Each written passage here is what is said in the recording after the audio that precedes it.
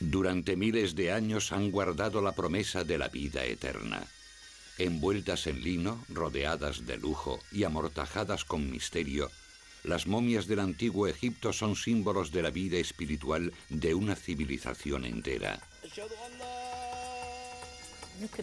Puedes quedarte aquí mirando una de esas antiguas momias. Quizás esa momia se parezca a alguien que conoces. Iban a la mejor fiesta de sus vidas y tenían que prepararse.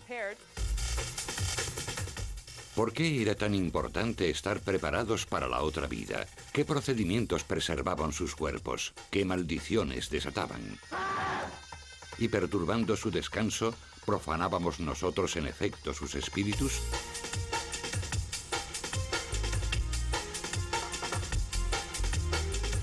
Misterios de Egipto. La tierra de las momias.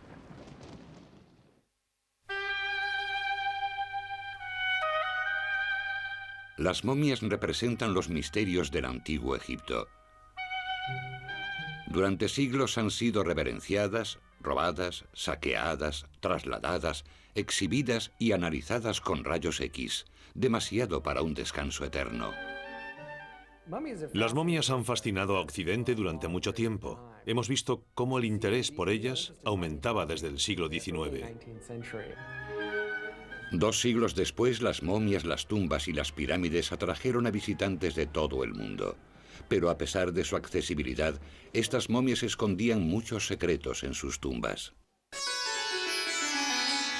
Desvelar los misterios de las momias requiere un viaje al Egipto tal y como era hace 5000 años, una tierra de grandes contrastes. Las ricas y prósperas tierras de las orillas del río Nilo contrastan con los vientos del desierto. Los reyes egipcios, llamados faraones, disfrutaban de una riqueza y un poder inimaginables. El rey es importante, muy importante. Mucho más de lo que cualquier noble podría serlo nunca, ni siquiera aspirar a serlo. Tenemos informes muy interesantes donde se refleja que un oficial está muy orgulloso porque se le permite besar el pie del rey en lugar de besar la tierra. Mientras las criptas reales destacan sobre el árido desierto, la mayoría de los egipcios vivían en lugares mucho más modestos.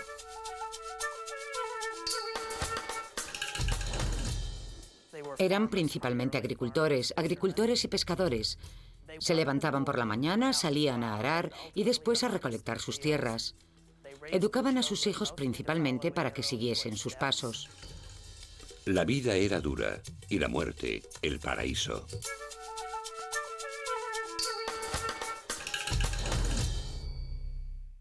Los egipcios tenían una sociedad con un sentido muy marcado de la dualidad.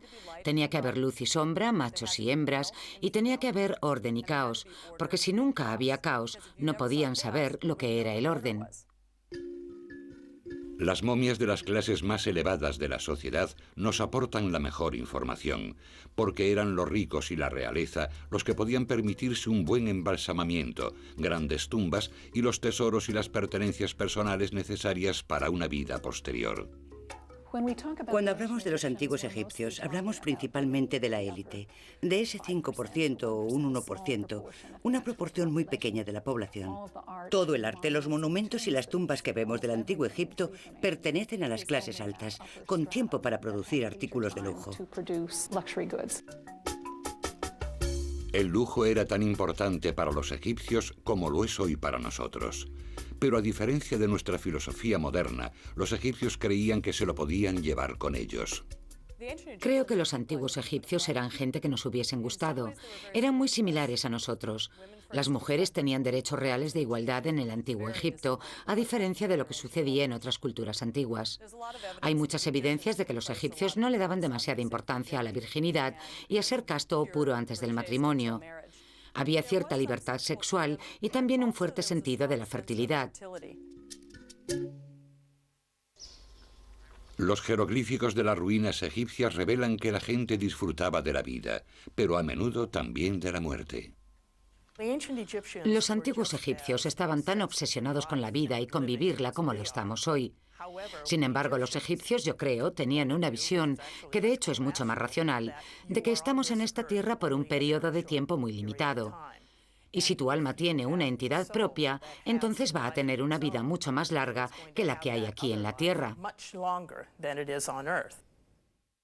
Sabemos por las autopsias de las momias que había muchas enfermedades en el antiguo Egipto y que la vida era corta. La mayoría de la gente vivía probablemente unos 55 años, y si heredabas un oficio cuando tenías 20, significaba que solo tenías 30 años para prepararte para la otra vida. Su visión del más allá era un Egipto mejor y más grande, un Egipto más maravilloso. Ellos querían que su otra vida fuese como sus vidas diarias, pero sin las molestias diarias. Tal vez algunas de las molestias a las que se enfrentaban los egipcios de la antigüedad eran causadas por sus complejas creencias religiosas, incluyendo la adoración a una multitud de dioses. Los antiguos egipcios eran muy religiosos, mucho más que la gente de hoy.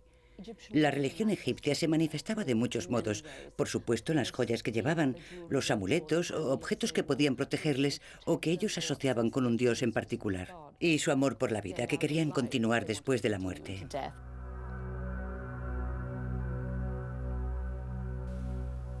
Lo mismo que Egipto estaba gobernado por el faraón, la otra vida estaba gobernada por el dios Osiris, cuya vida rivalizaba con cualquier comedia de intriga y erotismo.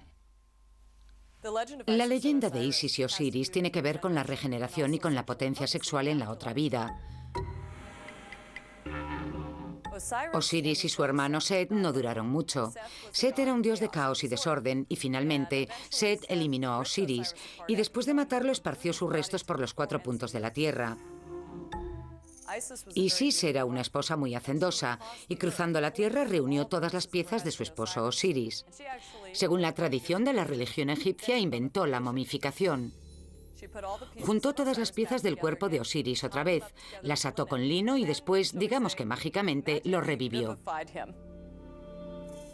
Él estaba bastante interesado en su esposa Isis, y después de ser revivido mágicamente, tuvieron relaciones y nació su hijo Horus. Los egipcios celebraban su religión con un arte apasionado. Esta estatua es en realidad una estatua religiosa, a pesar de su contenido erótico. Representa el momento de la concepción del dios Horus.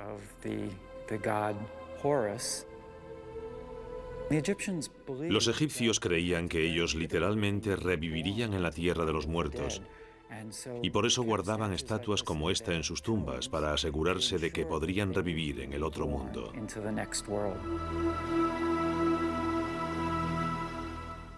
El cuerpo humano jugaba un papel crucial en el tránsito espiritual. Tenía que ser identificable para el espíritu en el otro lado, y por eso tenía que parecerse al difunto todo lo posible. Los egipcios ponían todo su talento y su habilidad en preservar a los muertos. Cuando Isis reconstruyó a Osiris en una sola pieza, seguramente tuvo que realizar alguna juntura. Las uniones de Osiris, por supuesto, nos llevan a las uniones de las momias. Lo que hizo Isis, además, fue recitarle algunos cantos mágicos. Los vendajes son manifestaciones físicas de los cantos mágicos que se recitan para proteger el cuerpo. Así que tenemos tanto un envoltorio metafórico como un envoltorio de vendas. El hecho de que los egipcios dedicasen tanta atención al vendaje de los muertos nos puede parecer un poco macabro y también fascinante e interesante. Recuerdo que solía mirar todas esas fotografías de las momias metidas en grandes calderas, con personas alrededor trabajando con una especie de palillos, pero hoy el proceso de momificación es en realidad un proceso de desecación. La gente solía ser enterrada en el desierto, en la arena, y la arena está tan seca que de forma natural secaba los cuerpos. Ellos intentaban imitar el proceso porque se dieron cuenta de que en cuanto comenzaban a enterrar a la gente en tumbas de piedra, se pudrían, lo que por supuesto no era en absoluto el objetivo. La momificación comenzó imitando lo que ocurría de forma natural en el desierto. Desde esos humildes comienzos, la momificación se elevó a una forma de arte. Las momias rescatadas de los estragos del tiempo nos ofrecen tantas pistas como interrogantes. Hay un gran debate sobre el origen de la palabra momia. Significa brea o peltre en árabe. Se dice mumea y mucha gente dice que es el origen de la palabra momia. Sin embargo, tenemos un guía persa que dice que mumea en su idioma significa conservado, conservación. Uno de los errores más comunes sobre la sociedad egipcia es que era una sociedad obsesionada con la muerte. En realidad, era una sociedad que veía la muerte como algo que tenía que llegar para alcanzar otra existencia.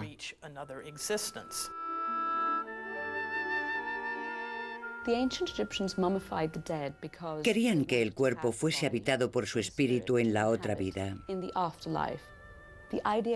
La idea era que el yo completo era muy importante para la vida en el otro mundo.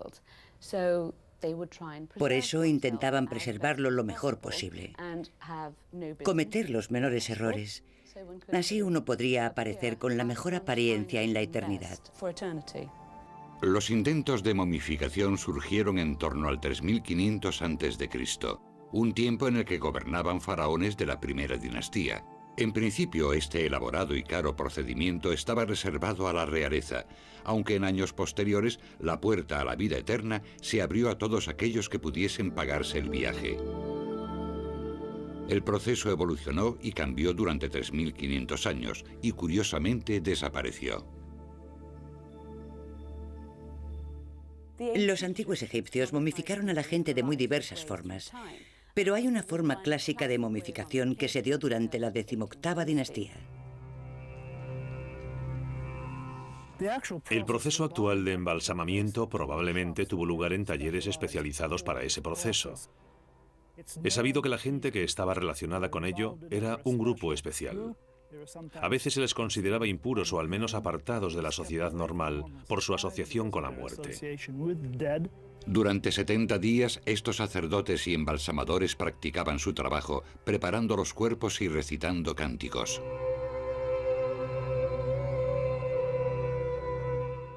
Este señor vivía en el antiguo Egipto hace al menos 2600 años. Cuando lo embalsamaron, lo trajeron a la casa de la momificación y allí lavaron su cuerpo. Lo primero que hacían los egipcios cuando llegaba un cadáver era quitarle el cerebro. Lo hacían a través de la nariz. Le daban un golpe en el tabique y retiraban el hueso. Después, con una especie de gancho de crochet, pero mucho más flexible, retiraban el cerebro. El sacerdote escribano marcaba una línea de unos 10 centímetros de largo sobre el abdomen. Lo hacía con tinta. Después otro sacerdote llegaba con una navaja de piedra. Era el cirujano y era el que hacía la incisión de 10 centímetros en el abdomen. Una vez retirado el lino se puede ver la incisión, que era sellada con resina, pero cuando el cuerpo y la piel se contraían y se secaban durante la momificación, la incisión se abría haciendo un agujero mucho mayor. Los órganos internos tenían que ser retirados porque es la parte del cuerpo en la que empieza la putrefacción. Por eso, todas las vísceras, los órganos internos de la cavidad torácica y abdominal se retiraban.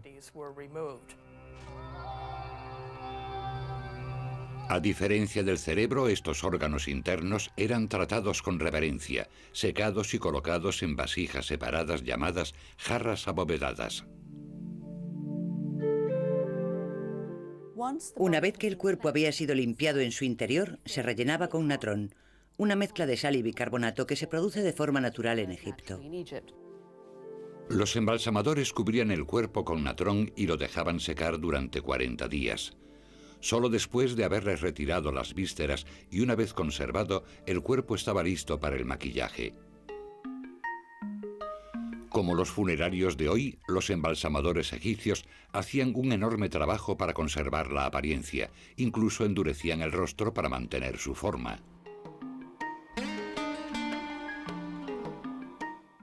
Tenemos aquí a esta señora bastante mayor que tenía escaras, algo realmente serio. Los embalsamadores decidieron que no podía ir a la eternidad con escaras, por eso cortaron trozos de piel de gacela y se las cosieron en la espalda.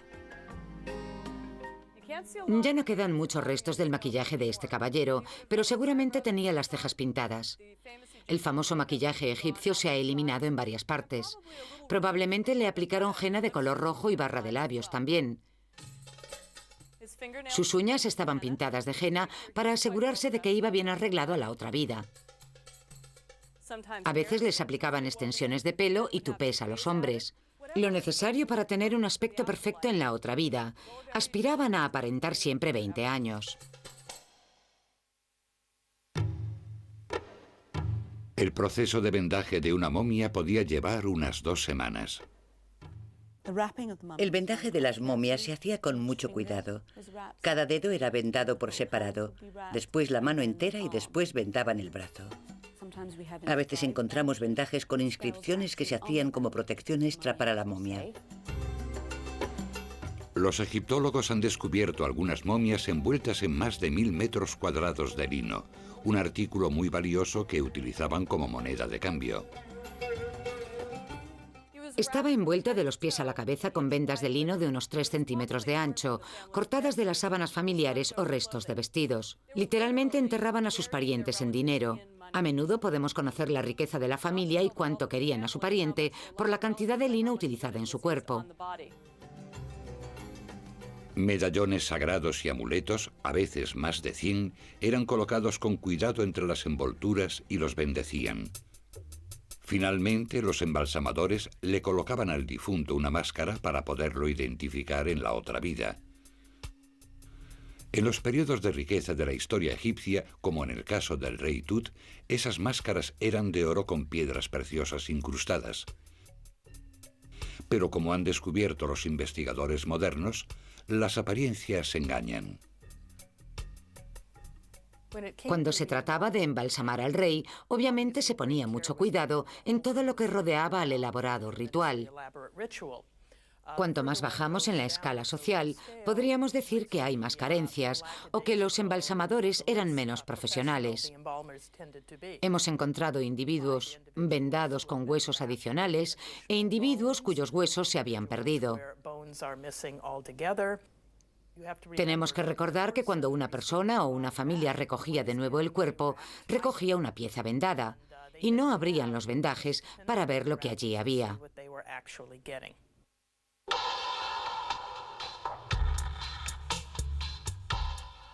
La magia jugaba un papel clave para los antiguos egipcios en forma de rituales, letanías y amuletos sagrados. Durante 70 días, el embalsamador sacerdote especial preparaba cuidadosamente al difunto con toda la magia de la que era capaz, porque trascender a la otra vida no era una tarea fácil. Los egipcios creían que después de morir había un tiempo en el que tenían que caminar por un duro sendero, donde había puertas que había que traspasar, guardadas por un pequeño demonio que les hacía preguntas o realizar alguna tarea. Las pruebas y tribulaciones que aguardaban a los muertos merecían la pena, porque el destino final era espectacular. Si alguien podía superar con éxito a los espíritus del mal, una transformación espiritual grandiosa y misteriosa tendría lugar.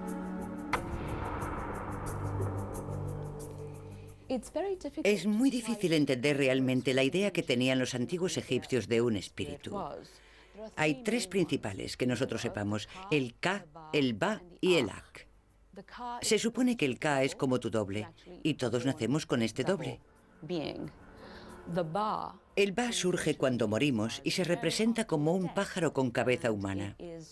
El Ba puede revolotear por ahí y puede hacer diversas funciones. Y el último espíritu y el más complejo es el Ak.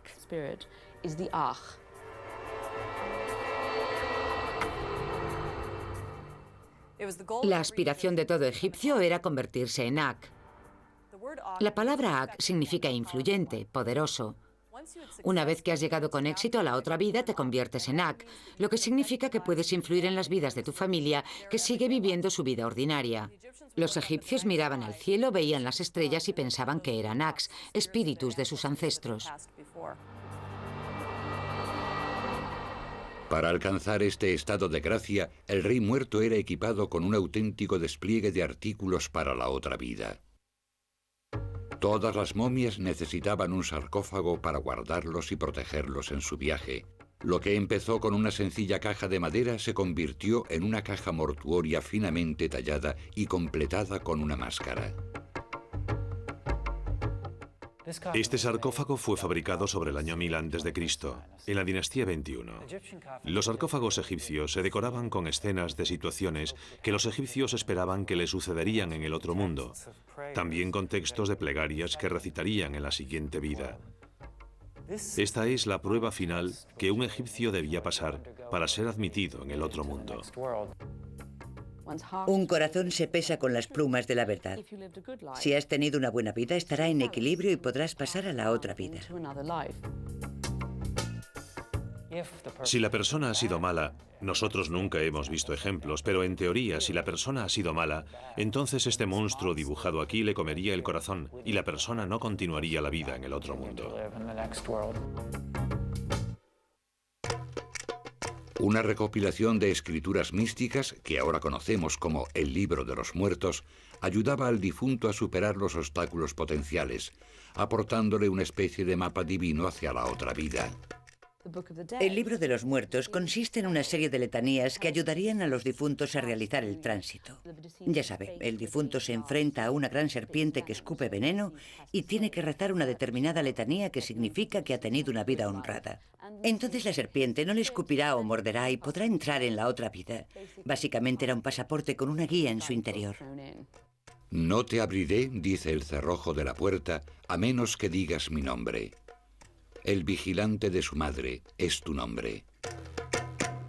Además de esta guía espiritual, las momias también compartían sus tumbas con bienes materiales. Los egipcios creían que cierto número de posesiones eran importantes para una vida confortable en el más allá. Estos son algunos de los artículos del antiguo Egipto que podemos encontrar en una tumba, lo que nos da una idea de cómo era la vida en el Egipto antiguo. Este objeto es un barco funerario. Tiene unos 4000 años.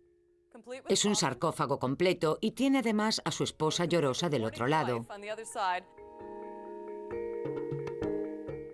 Este barco podía situarse en la tumba, así la persona sería enterrada mágicamente en un lugar llamado Abidos.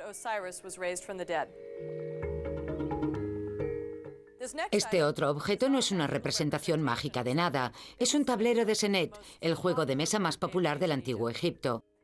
Seguramente les gustaba mucho este juego, algo así como el backgammon en Oriente Medio hoy en día. Pero si miramos esta pieza, vemos que muestra una imagen iconográfica de mujeres del antiguo Egipto. Mujeres moliendo el grano para hacer pan. Pensaban que la otra vida era exactamente como esta y tenían que tener los mismos esclavos para hacer las mismas tareas en el otro mundo o tendrían que hacerlas ellos. Los esclavos tenían que estar en la tumba porque si no el propietario y su esposa tendrían que moler el grano. Todo esto reviviría y se podría utilizar en la siguiente vida. Tenías que tener a tu alrededor todas las cosas que hiciesen tu vida llevadera y agradable para siempre. Tenías que tener ropas, armas y herramientas. Había muchos perfumes y ungüentos que utilizaban siempre porque su clima era muy cálido y seco. La gente tenía camas, mesas, sillas, lino y ropas, y cosas prácticas como amuletos y joyas. Encontramos escudos, armas, dagas y cosas así.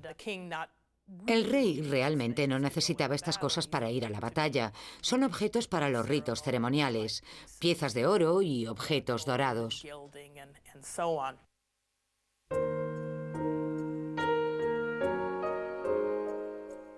Con las ceremonias sagradas y los rituales mágicos, la momia había sido transformada. Lo que una vez fue un humano, ahora era una imagen sagrada, envuelta con cuidado y preparada para los dioses. Finalmente, después de más de 2 meses desde su muerte, la momia podría por fin descansar. Las momias de la realeza recibían ceremonias especiales. Todos los dirigentes del nuevo reino, con la excepción de uno, fueron enterrados en Tebas, la mayoría en el Valle de los Reyes. Después sus cuerpos tenían que ser transportados por el río hacia Tebas, lo que es una gran distancia. Para los antiguos egipcios el ceremonial de la muerte no era un simple trámite, era una larga y compleja ceremonia. Evidentemente, los funerales de la realeza eran mucho más fastuosos que los de los nobles o agricultores.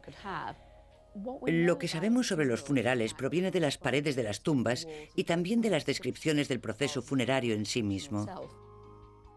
El cuerpo se exponía y formaba parte de una procesión funeraria que consistía en que el cuerpo, varios sacerdotes, plañideras, ya fuesen pagadas o miembros de la familia, y todos sus artículos se introducían en la tumba. Podemos imaginar un gran cortejo funerario con gente que se lamentaba y lloraba. La procesión podía incluir arrastrar a la momia en un podio tirado por ganado. Los sacerdotes que la oficiaban hacían ofrendas, recitaban letanías y congregaban a la multitud alrededor de la entrada de la tumba. Fuera de la cripta, los vivos celebraban una fiesta final en honor de la momia. Después, todos los platos eran enterrados como ritual con todos los restos del proceso de momificación. Los egipcios habían hecho todo lo posible para enviar a su rey a un mundo mejor. Después de una ceremonia final, la momia permanecía en sus aposentos. La ceremonia de la apertura de la boca es lo que ha inspirado todas esas películas de momias de Hollywood. Pero para los antiguos egipcios no era revivir un cadáver, cosa que extrañaba a los arqueólogos, sino revivir los sentidos de un muerto para poder recibir ofrendas y vivir otra vez en la otra vida.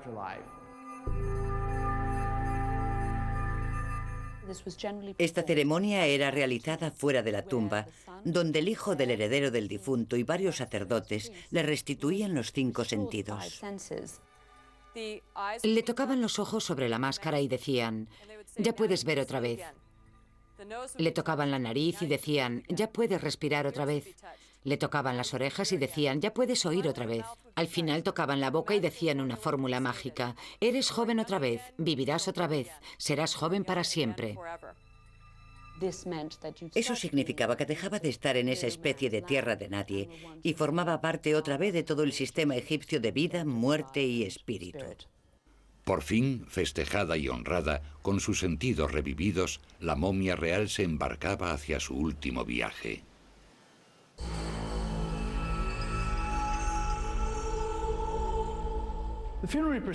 La procesión funeraria traía el cuerpo del rey hasta la tumba, acompañado por varios sacerdotes de diferentes clases que recitarían los cánticos adecuados para asegurar que el rey disfrutaría de la otra vida entre los dioses.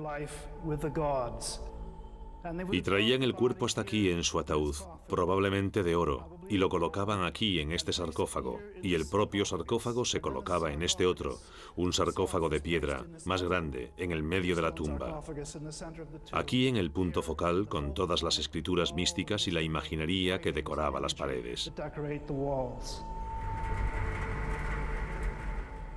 Se cerraban las puertas y los reyes partían hacia la eternidad. Al menos hasta que llegasen los próximos saqueadores de tumbas.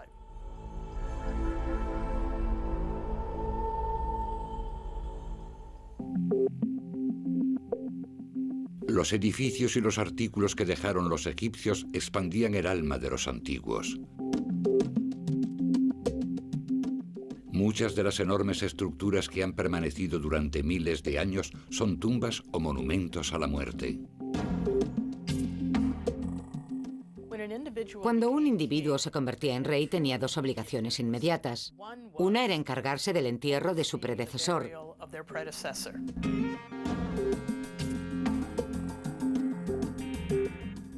La otra, por supuesto, comenzar a planear su propia tumba con los ojos puestos en el futuro. Los egipcios creían que sus tumbas eran muy importantes porque el lugar donde vivían durante su vida duraba un corto periodo, pero la tumba duraba toda la eternidad. Por esa razón invertían, si tenían dinero, la mayor parte de su riqueza restante en construir estas tumbas y en decorarlas. Adquirían sarcófagos caros como estos de aquí.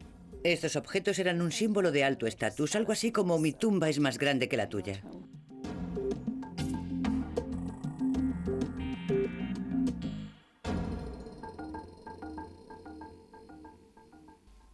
La importancia de mantener el cuerpo a buen recaudo y conservar la imagen y el nombre de los difuntos aquí, en el Valle de los Reyes o en otros sitios, era porque después de que la persona moría, su esencia, su alma, su personalidad, tenía que residir en algún sitio, en una estatua o en una pintura, en una inscripción o en algo físico que lo recordase. Y en la medida en que fuese preservada, la vida eterna estaba garantizada. Pero si eran destruidos, entonces la persona moriría por segunda vez y no regresaría de esa aniquilación.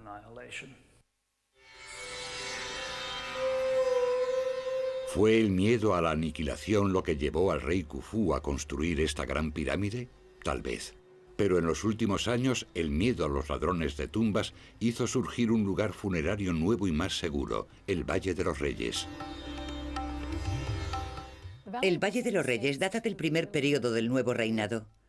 Las tumbas que se construyeron allí no tienen pirámides, sino que están talladas en las colinas, bajo una gigante y natural montaña en forma de pirámide. Aquí, en la tumba de Ramsés VI, podemos ver al rey invocando a varios dioses. Esta tumba es una tumba real, típica del período ramsésico, que pertenece a las dinastías 19 y 20. Comienza con un largo pasillo que conduce a un salón de columnas, desde el cual se desciende a una cámara fúnebre. La decoración es típica de este período, mostrando la procesión del dios del sol a través de las horas nocturnas, hasta que vuelve a la vida, de nuevo, al amanecer. Como la Gran Pirámide o cripta secreta, las tumbas de los faraones se transformaron en algo más que meros depósitos de personas muertas. Funcionaban como monumentos vivos que requerían cuidados y ceremoniales constantes. El complejo ceremonial real tenía dos elementos esenciales. El primero, por supuesto, salvaguardar la vida del rey. El segundo, facilitar el culto al rey. Uniendo los dos, construyeron un impresionante monumento, más grande y mejor, como es el complejo de pirámides del Antiguo Imperio.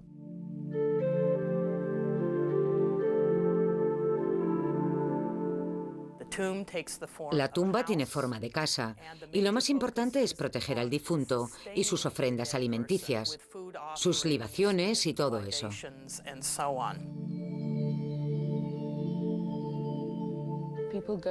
La gente va a visitar las tumbas de sus ancestros, a veces una vez por semana o unas cuantas veces al año, y hacen una merienda, traen comida y bebida para compartir con la familia, y dejan algo para el difunto y se sientan y les hablan y les cuentan, ¿sabes qué pasó tal y cual cosa?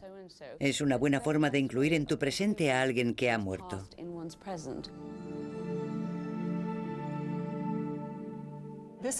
Esta es una vieja estela del Antiguo Imperio. Probablemente estaba a un lado de la tumba o posiblemente a un lado de la puerta falsa delante de la cual la gente dejaba sus ofrendas. Muestra las cosas que la gente quería tener en la otra vida, como pintura para los ojos.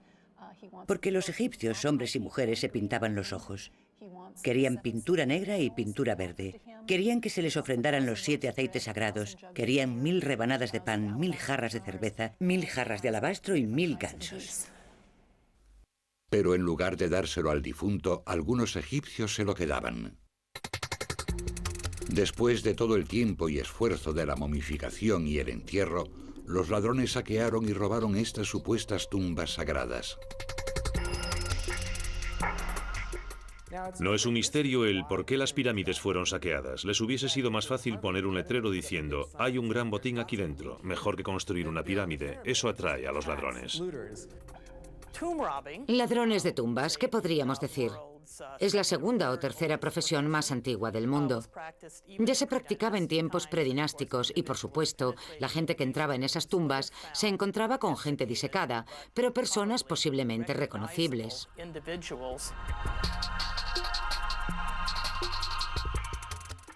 Una vez que las tumbas estaban repletas de objetos valiosos, eran saqueadas.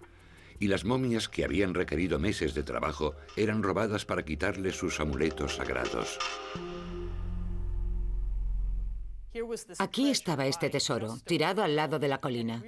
Realmente se convirtió en algo importante para los oficiales y para muchos residentes de la necrópolis. No es casualidad que los miembros de la villa actual, de los fabricantes de tumbas, los que construyen tumbas actualmente, sepan, por supuesto, dónde están, al menos parte de los bandidos.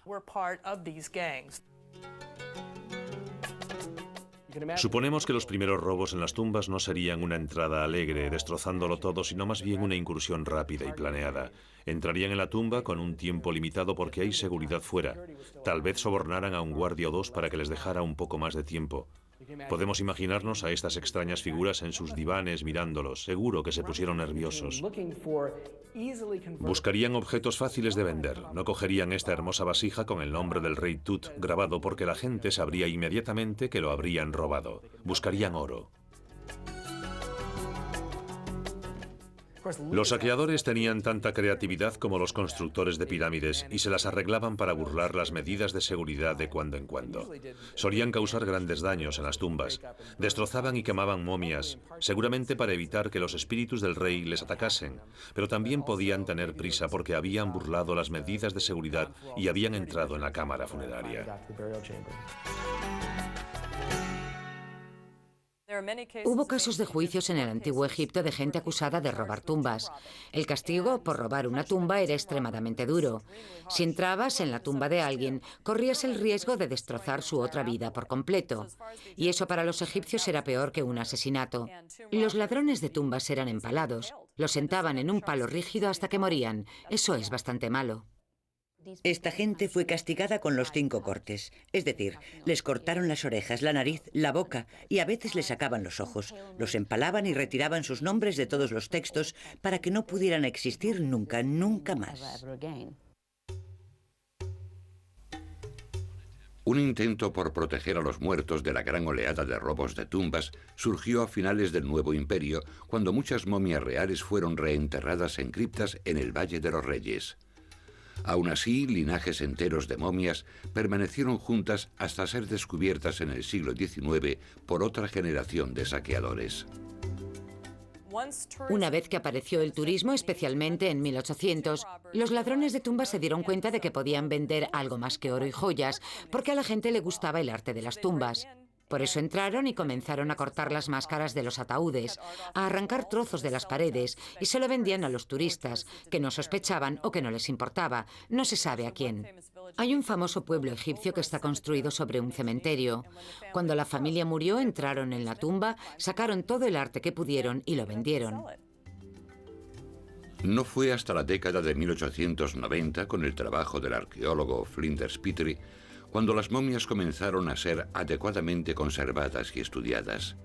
Hasta entonces las momias eran tiradas o incineradas, pero con el trabajo de Petrie y más tarde con el descubrimiento de Carter de la tumba del rey Tut en 1922, las momias se convirtieron en mitos mundiales.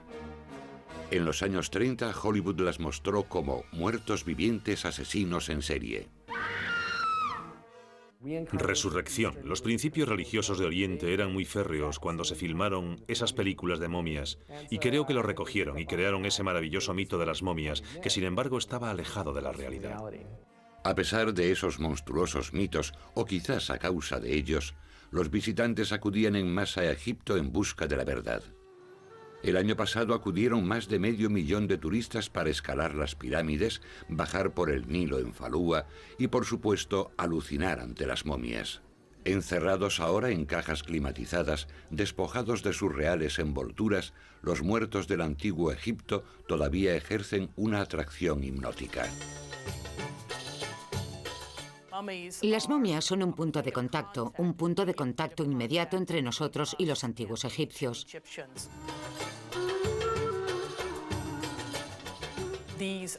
Son antiguos egipcios de un modo en el que sus estatuas, sus ataúdes, sus amuletos y sus templos no lo son.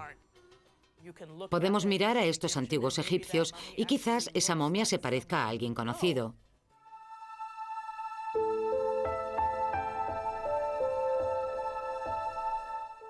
Esta es la momia de una antigua niña egipcia. Los rayos X muestran que murió entre los 4 y los 6 años de edad. Podemos ver que la máscara de oro está cubierta por una sustancia blanca. Es perfume que su madre vertió sobre la niña como el último acto del funeral, antes de que fuese enterrada para siempre. Podríamos saber el nombre de la niña si quitásemos las vendas, porque su nombre está grabado en algún sitio de estos vendajes. Sin embargo, no vamos a quitarle las vendas a la momia porque eso sería una profanación. Estaríamos quitándole el último regalo que la madre le entregó a su hija. Esta momia nos dice que sus padres la querían mucho, querían encontrar a su hija en la otra vida y querían que tuviese una vida maravillosa. Esta momificación fue el regalo de unos padres del antiguo Egipto a su hija hace 2000 años.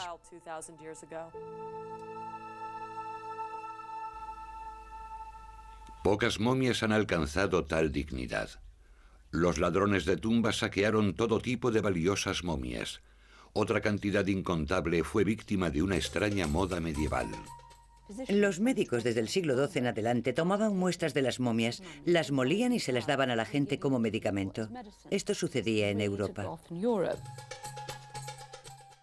Las momias eran como el aceite de serpiente en la Europa medieval. Creían que podía curarlo todo, lo cual es terrorífico teniendo en cuenta los productos que utilizaban para momificar.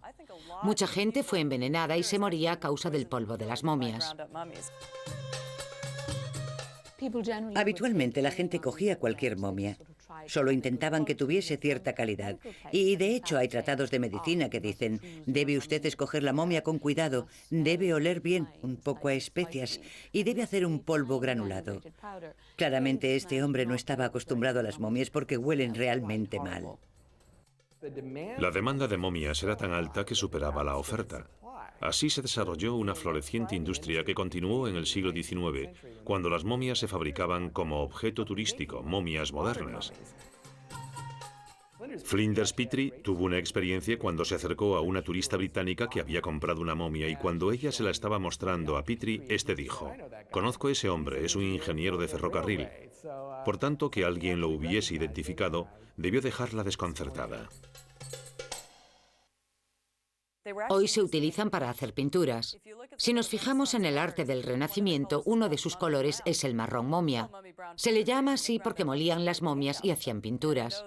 Un pintor impresionista descubrió que el marrón momia era realmente una momia y cogió toda la pintura marrón y la enterró en el jardín de su casa. Estaba horrorizado.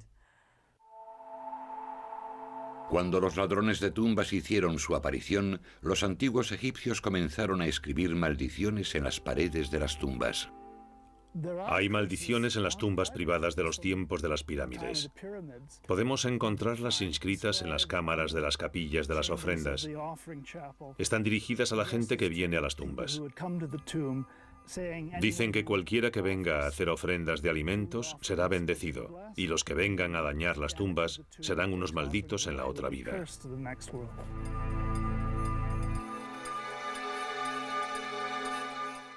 Las maldiciones del antiguo Egipto que encontramos cerca de las tumbas son amenazas de castigos. No eran del tipo: voy a salir de aquí y te voy a estrangular. Eran más bien: si entras en mi tumba, el rey te cogerá y te castigará. La amenaza de castigo era la amenaza principal en las tumbas del antiguo Egipto.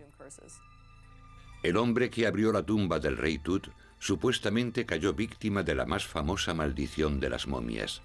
Pero para algunas de las más misteriosas fatalidades debe haber alguna explicación razonable.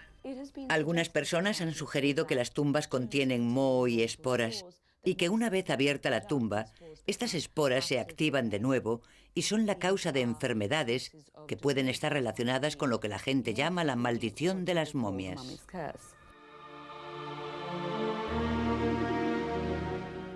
Aún así, el mito de la maldición de las momias se transmitió de generación en generación. Uno era que el Titanic llevaba una momia del Museo Británico que querían quitarse de encima por estar maldita, y por eso la embarcaron en el Titanic. Y se hundió. Por supuesto, la verdad es que si investigamos descubrimos que el sarcófago está todavía en el Museo Británico, así que no es verdad. Tal vez la única maldición real de las momias ocurrió en el pasado, y fue para aquellos desgraciados que hace cientos de años pensaron que tomar polvo de momia tenía los mismos poderes que la Viagra. ¡Qué combinación tan interesante! Pensar que vas a ser maldecido por utilizar una momia, pero te la tomas como afrodisíaco. ¡Qué maldición!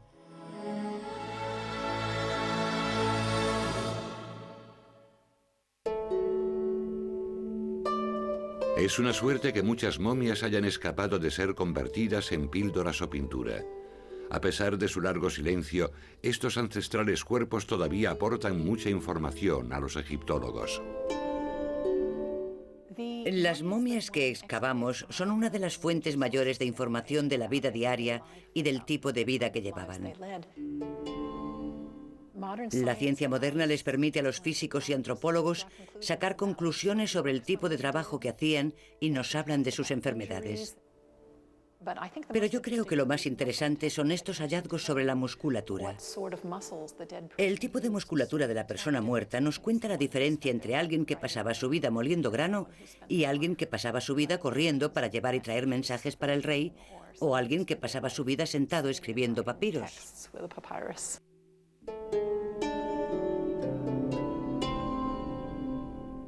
Con la llegada de los rayos X a comienzos del siglo XX, dejó de ser necesario quitar los vendajes a las momias para estudiarlas. Hoy los escáneres y los análisis de ADN revelan detalles de la vida y la muerte. Así que sabemos mucho de la salud física de Tutmosis III o de Amenhotep III. Amenhotep, pobrecito, tenía un terrible dolor de muelas.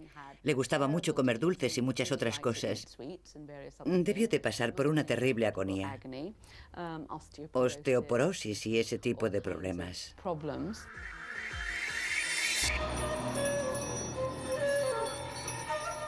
Las mismas momias que revelan tanto de la vida antigua también cuentan mucho sobre las actitudes de la vida actual.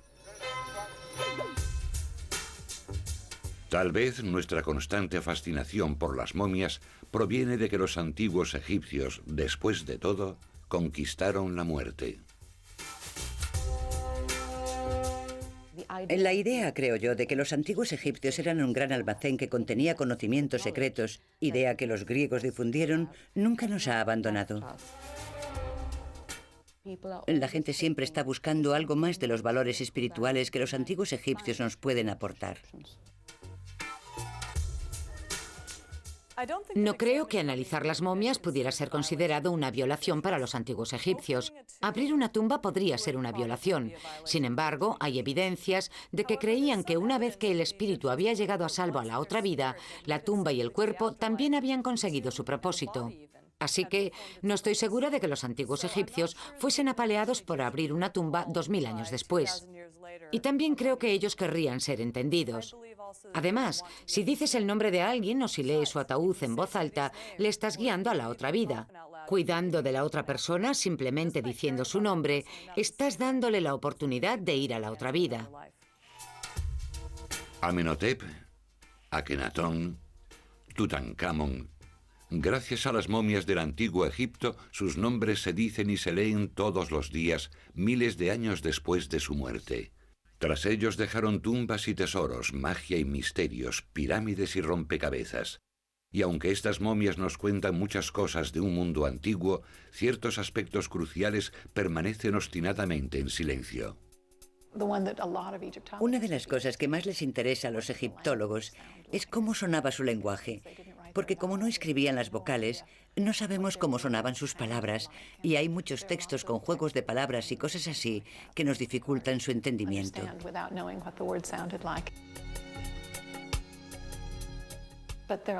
Pero hay muchas preguntas del tipo, ¿a dónde creían que iban? No tenemos respuesta. Hay un maravilloso hechizo en el texto de este ataúd. Dice que el hombre que conozca este hechizo no sufrirá humillaciones en la otra vida y que su cabeza no será cortada como un pastel. Y yo creo que cualquier persona occidental diría, ¿qué?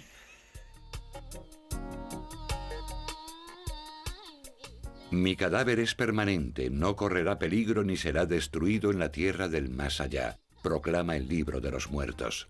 Es posible que para algunos pocos elegidos de nuestros antiguos ancestros ese hechizo se haya hecho realidad.